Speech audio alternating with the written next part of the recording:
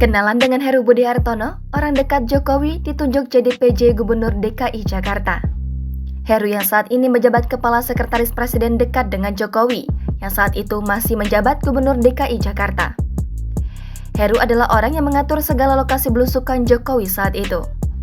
Cerita kedekatan Heru Budi Hartono dengan Jokowi bermula saat Basuki Cahayapurnama atau Ahok sedang mencari PNS yang bisa membereskan waduk Pluit.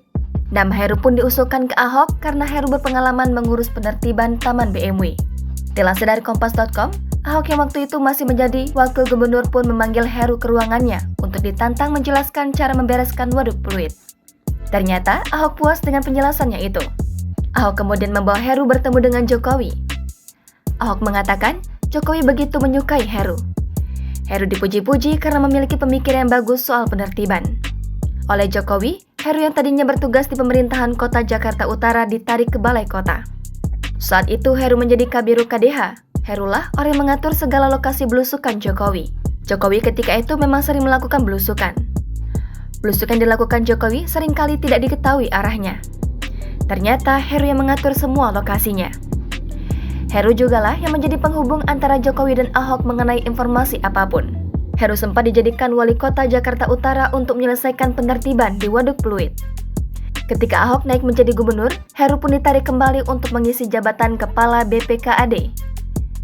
Medio Juli 2017, Heru ditunjuk sebagai Kepala Sekretariat Presiden. Dia kembali bekerja di bawah Jokowi, namun kali ini dalam naungan atap istana. 5 tahun menjabat Kasat Pres, Heru kini terpilih sebagai pejabat Gubernur DKI Jakarta. Heru ditetapkan menjadi pejabat untuk mengisi kursi Gubernur DKI Jakarta yang sebentar lagi ditinggalkan oleh Anies Baswedan yang habis masa jabatan pada 16 Oktober 2022.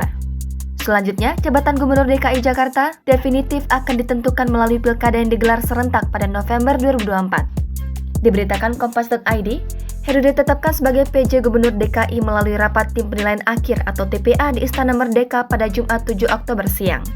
Saat dikonfirmasi Kompas.com, Heru memberikan jawaban singkat. Sebelumnya, sempat beredar 3 nama di bursa calon pejabat Gubernur DKI.